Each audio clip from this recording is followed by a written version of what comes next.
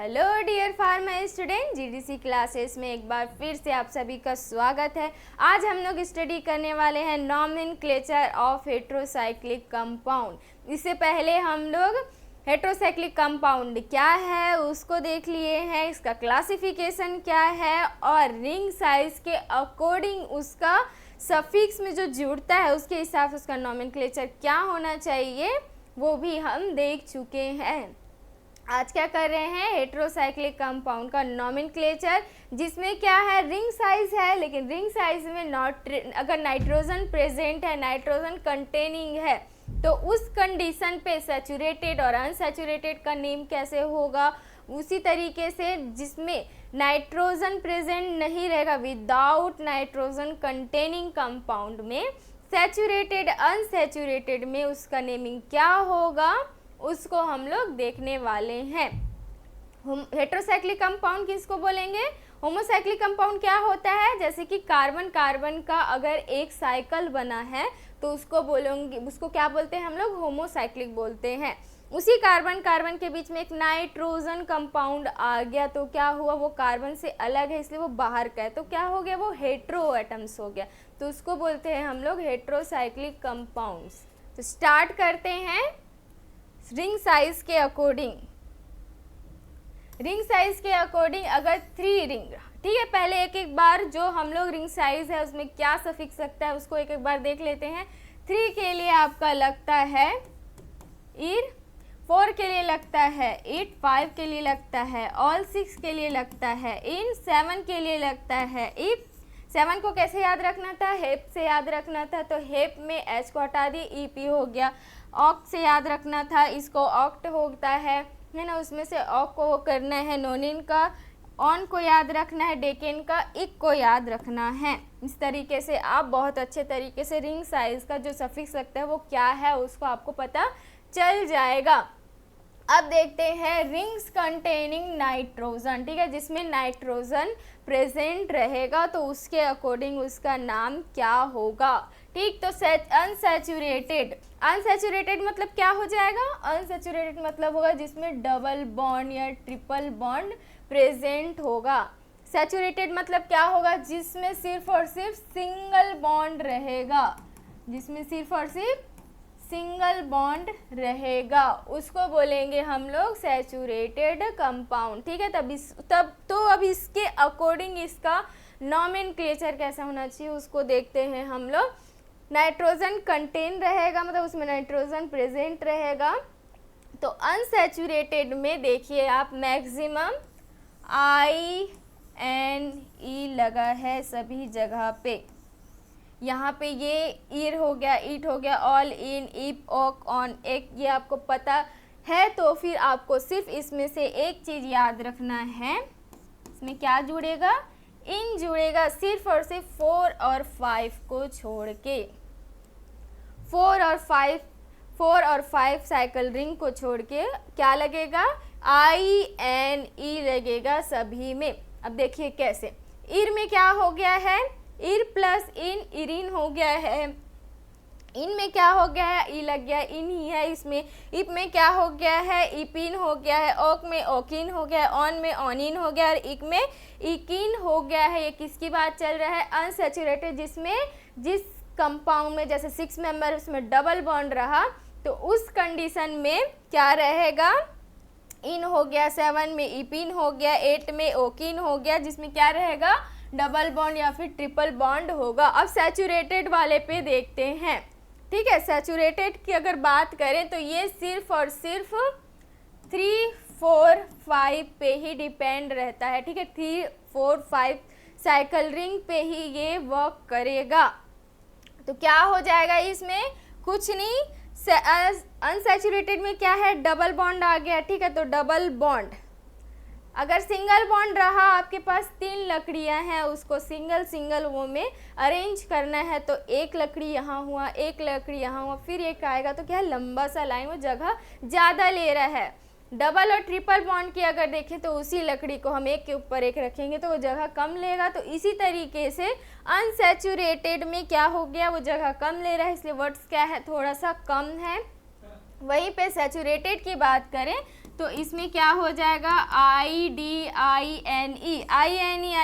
इसमें भी है, लेकिन इसमें क्या है ID भी ऐड हो चुका है, ठीक है। तो इन अनसैचुरेटेड के लिए इडीन, सैचुरेटेड के लिए हो जाएगा। तो इस तरीके से इरिडीन, इटिडीन, 5 मेंबर के लिए ओलिडीन हो गया है, ठीक है। अब बचा क्या था 4 मेंबर 5 मेंबरिंग में अनसैचुरेटेड में, इसमें कुछ नहीं करना है। इट जो इसका नाम है उसमें सिर्फ और सिर्फ ई को जोड़ देना है, ठीक है। सिर्फ और सिर्फ ई ही एडिशन ऐड होता है, इट हो गया, ऑल हो गया, ठीक है।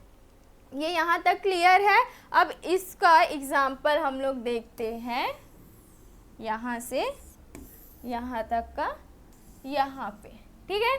अब सबसे पहले प्रायोरिटी क्या रखना है, पहले देखना है नाइट्रोजन कंटेनिंग कंपाउंड है। देखो नाइट्रोजन कंटेनिंग कंपाउंड है। अब देखना रिंग का साइज क्या है, 3 है, तो 3 के लिए क्या रहता है, ईर लगेगा, ठीक है।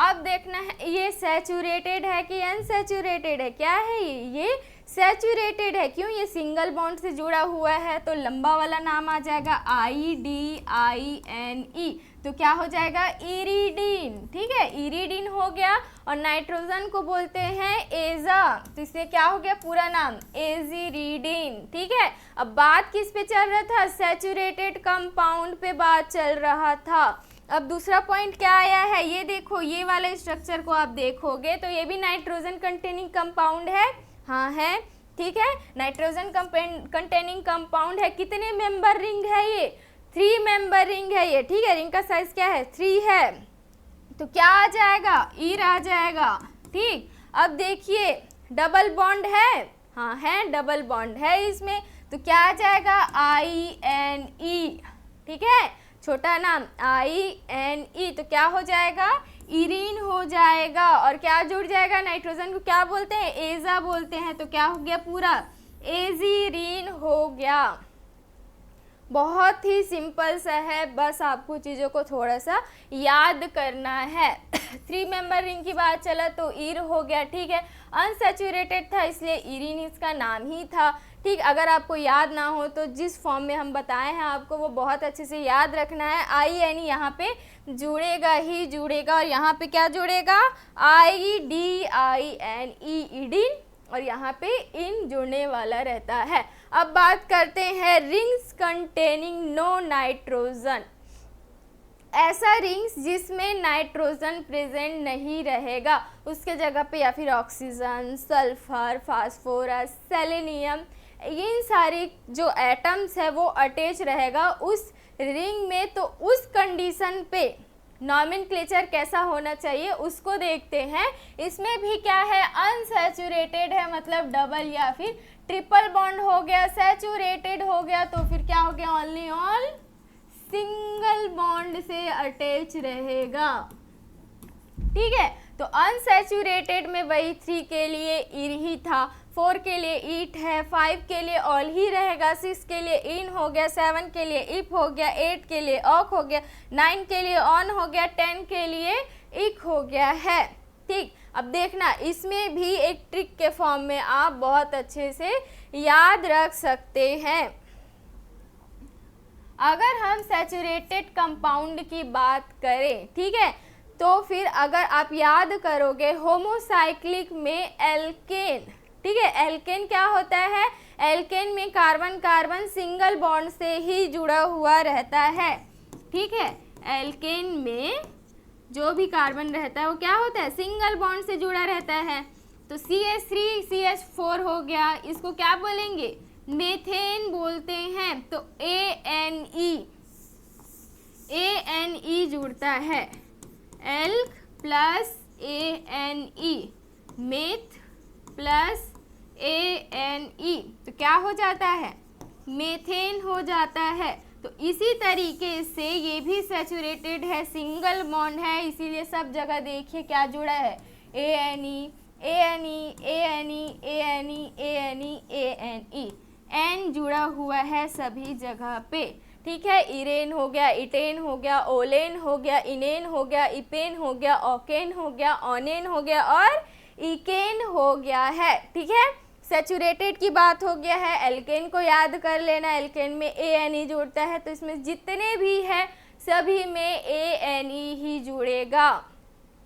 अनसैचुरेटेड की बात करें तो अनसैचुरेटेड में 6 से लेके पूरा 10 तक जो नाइट्रोजन कंटेनिंग कंपाउंड रहता है सेम बिल्कुल वैसा ही रहता है, ठीक है, बिल्कुल सेम वैसा ही रहेगा, INE ही रहेगा, ठीक है। TE में E यहाँ से भी 4 से लेके 5 तक में क्या रहेगा, E और E जुड़ा रहेगा, ईटे हो गया, ओले हो गया, इसमें इन हो गया तो ईपीन हो गया, ओकिन हो गया, ऑनिन हो गया और ईकिन हो गया है, ठीक। तो आप पूरा यहाँ से यहाँ तक का आपको फिर से याद करने की ज़रूरत नहीं है, ये दोनों ही अनसैचुरेटेड में सेम ही है, ठीक है। इवन 3 मेंबर रिंग में भी ज़्यादा डिफरेंस नहीं है। INE है यहाँ पे, इसमें I के जगह पे सिर्फ और सिर्फ E आ गया है, बाकी वर्ड सेम ही, बाकी जितना भी उसमें वर्ड्स है वो सेम ही है, ठीक है। इरीन IRENE, ठीक है, इसमें INE था, इसमें क्या हो गया है, ENE हो गया है, इरेन, ठीक है। तो इस तरीके से अनसैचुरेटेड में 3 मेंबर रिंग के लिए क्या हो गया है, इरेन हो गया है, और इसमें क्या है, इरीन हो जाता है। 4 मेंबर के लिए ईटे हो गया, इसमें भी ईटे हो गया। 5 मेंबर रिंग के लिए ओले हो गया, इसमें भी ओले हो गया। 6 मेंबर रिंग के लिए इन, इसमें भी इन। 7 मेंबर रिंग के लिए इपिन, इसमें भी इपिन है। 8 मेंबर रिंग के लिए ओकिन, इसमें भी ओकिन है। 9 मेंबर रिंग के लिए ओनिन, और यहाँ पे भी ओनिन ही रहेगा। 10 मेंबर रिंग के लिए क्या हो जाएगा, इकिन, और यहाँ पे भी इकिन ही रहेगा। सभी को बहुत अच्छे तरीके से समझ में आ गया होगा। एक बार थोड़ा सा रिवाइज ले लेते हैं। 3 मेंबर रिंग की बात चल रहा था, IR हो गया, ईट हो गया, ऑल हो गया, इन हो गया, इप हो गया, ऑक हो गया, ऑन हो गया और ईक हो गया है, ठीक है, नाइट्रोजन कंटेनिंग कंपाउंड, ठीक है। अगर आप यहाँ से यहाँ तक का देखेंगे जिसमें नाइट्रोजन रहेगा और जिसमें नाइट्रोजन नहीं रहेगा, ठीक है, इसमें अनसैचुरेटेड में यहाँ से यहाँ तक का क्या है, सेम ही है, सिर्फ और सिर्फ यहाँ पे ही चेंजेस था, ठीक है, सिर्फ और सिर्फ यहाँ पे चेंजेस था। आपको एक रो बहुत अच्छे से याद करना है, दूसरा रो ऑटोमेटिक याद हो ही जाएगा। अब इसमें क्या था, सिर्फ और सिर्फ 3 ही जगह पे आपको याद रखना है। ईर में क्या लग जाएगा, ईटीडीन, ठीक है, IDINE लग जाएगा, इसमें INE लगता है, इसमें भी INE है, ठीक है, यहाँ तक और यहाँ तक, बाकी जगह ये EE ही लगा हुआ है, ठीक है।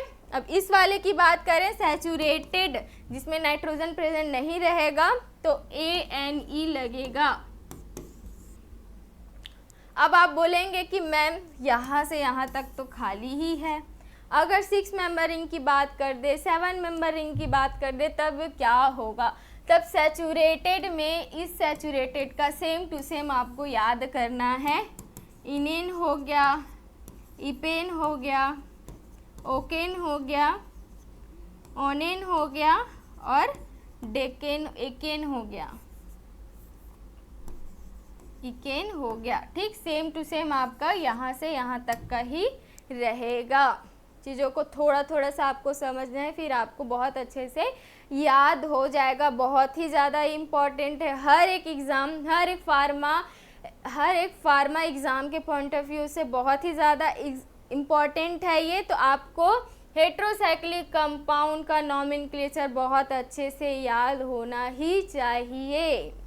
आज का क्लास हम यहीं पे ख़त्म करते हैं।